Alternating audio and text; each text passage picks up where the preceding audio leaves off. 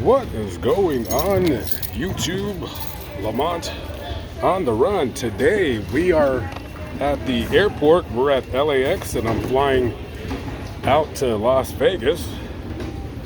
Gotta finish up some stories over there before I leave to make sure I didn't forget anything.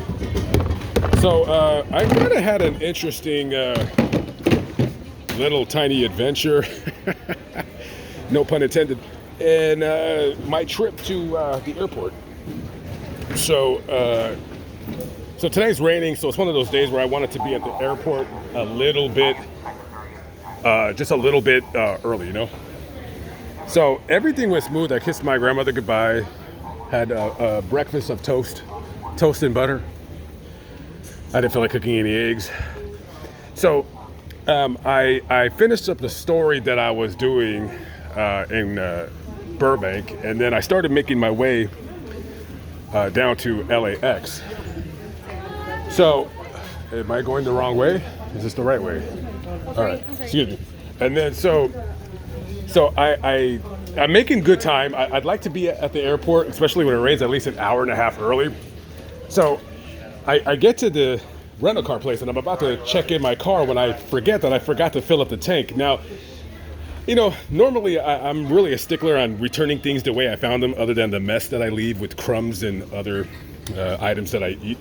But I didn't want to leave the tank, you know, half, because they charge like $10 a gallon. And now plus I still had plenty of time. So I turned around and I went to the gas station. Now, this is the part of the story where you guys are going to think that I'm a jerk, and it is what it is. Sometimes you guys think I'm a jerk, sometimes you don't. So I get to the gas station and, you know, $20 and pump 10, right? So now it's like 3:30, right? My flight leaves at 5, so it's about an hour and a half. So, we got to make tracks. We got to make tracks. So I get to the gas station, I go inside, and I tell the lady, I said, hey, let me get $20 a pump 10. And then there's some commotion going on beside me with the other cashier and somebody else that had got some gas or whatever. So I said, I'm like looking at her, she's like staring off into space, and they're looking outside. And I said, I repeated myself because I'm in a hurry, I kind of got to go, you know. And I say, $20 a pump 10. And then she's like ignoring me. Now, I'm a stickler for being ignored. Like if I speak, because my voice is, it's not loud, but you can hear me when I'm speaking. And so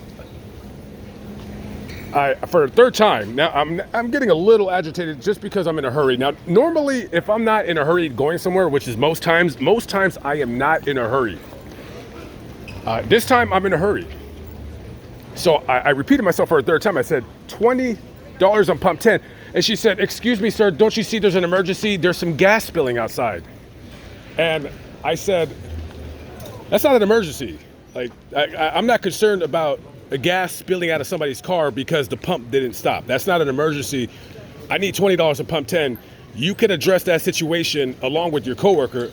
Get me out of here. Now, you know, you guys might think that I was a little bit rude, and that's fine. It is what it is. So they're looking outside because this guy's gas pump won't, like, gas is flowing out of the pump. Now you could, I don't know, like stop it.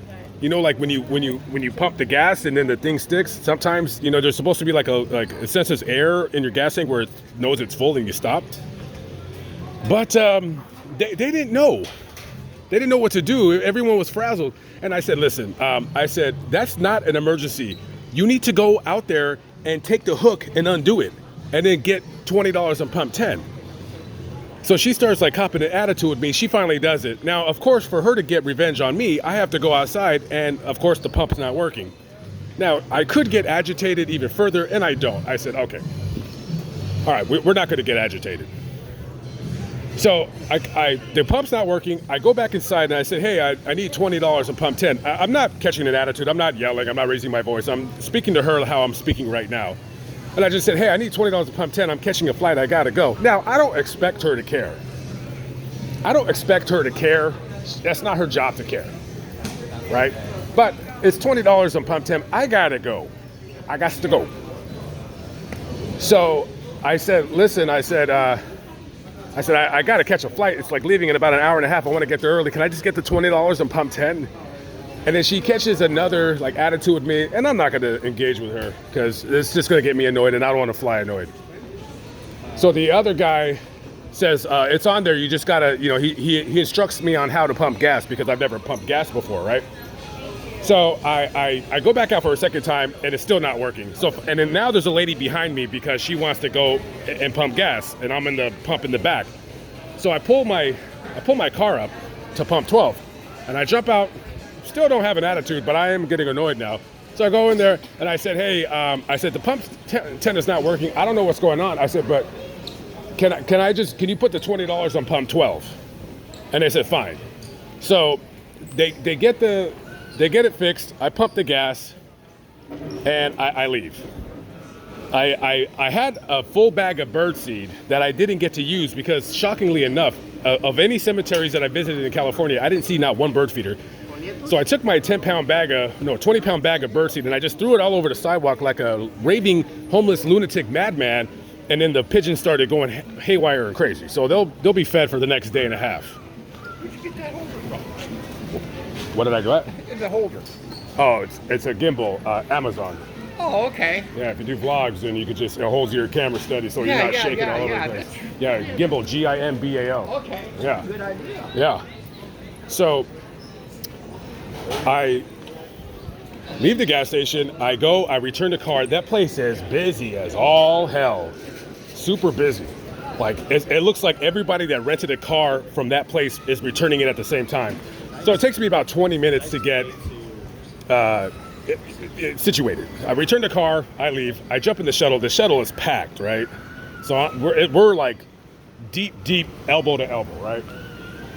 So there's this, so the shuttle driver's like, hey, okay, what airlines are you guys flying with? And then someone says United, someone says whatever, Delta, United, whatever. And then this guy was like, France. And this black dude that was sitting next to him, he looked at him and he said, parlez-vous français? And the guy's like, oui. And the guy's like, oh, and he's like, oh, and then they start talking in French. And then the guy was like, he goes, well, I don't know that much. And I said, well, that's kind of funny. Start a conversation with somebody in a foreign language, and then you end up not really speaking any French, just French that you learned from some porno site, I don't know. Yeah. So I thought that was kind of funny. So I get to my terminal, Southwest. It's pretty much the only places that I fly. People that I fly with the Southwest. I might sometimes deviate to United, but I try to stick to Southwest. So this is the most interesting part of this kind of rant, if you will. So I get to the part where you gotta, step inside that machine and it scans you or whatever. So I put my bag on the X-ray thing, and I go. They say put your hands up, whatever, and then the thing swirls around you. And then she pulls me to the side. Yeah, the machine detects something in your groin area. Okay. Well, guys, there's nothing really going on that anybody really needs to know in the groin area. Trust me. We're not missing much. Okay. There's nothing to behold. There's nothing to check out. So forth and so on. So I see like their image that there's like a yellow and a red right over my groin area. And now it's like, like for instance, like let's just say this. Let's say that if somebody had, like let's say they had a surgical, like let's say they had a piercing, right? It would look like I had a piercing. Like, you know what I mean? Like my genitalia was pierced. And I said, how do I tell these people that I don't have any weird piercings, I don't have any spikes? Because I've heard all kinds of weird nonsense. So now I'm not embarrassed, but I'm getting like, I'm like, what are they gonna do? Are they gonna strip search me? I mean, I don't care if they do. I've been strip searched plenty of times because I've gone to jail way too many times. But yeah, so things are getting a little bit, just a little bit, right? So this guy, this big black dude with big muscles, somebody that you would not want to tangle with on a street fight. He's about a little taller than me, but just big. This guy looks like he used to play football. He looks like he if he tackled me like that, he would, like, I'd be asleep. He goes, all right, so what I'm going to do is I'm going to pat you down. And I was like, oh, okay, because I thought he was going to take me to a back room and violate me. And not saying I wouldn't want to be violated, but, you know, hey, it's not Wednesday. Or is it? Okay, bad joke. Moving along.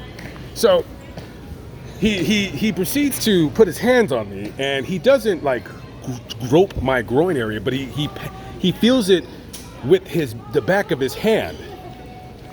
And I'm thinking to myself, I said, like, wouldn't you want to like do it how the cops do it? Like, I would feel a lot safer if I was, you know, like search like how a cop searches a suspect. Like, I was totally expecting that. So he did a halfway search, which I wanted to be. Actually, I almost demanded for a split second, I was thinking I should be strip searched, because if somebody alarmed this place, I would want them strip searched, because then that would make me feel safer when I'm on the plane with the guy who was strip searched. So I totally expected to be strip searched. As a matter of fact, after this video's over, I'm going to demand to be strip searched. But moving along, so basically, they patted me down in a modest way. Of course, I didn't have anything. I don't know what the hell was red on my groin area. I have no idea.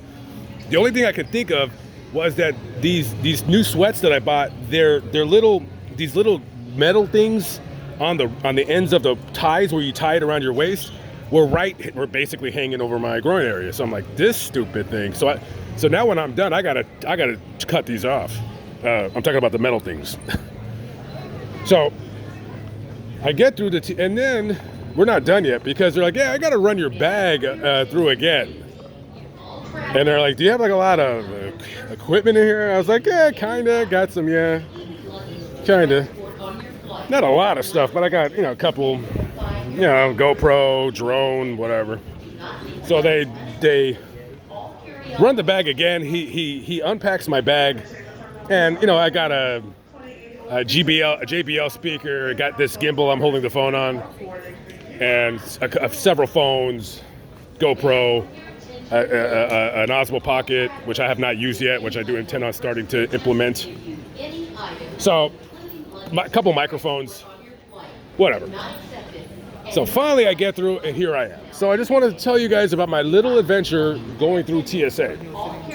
It's a boring story, but I just thought it was kind of interesting that as I'm getting so close to LAX, everything, like, people just totally start, I don't know. Anyways, all right, guys, I gotta wait for my flight. Las Vegas, here we come. I'll catch up with you later. Have a good one, guys. Be safe. Peace out.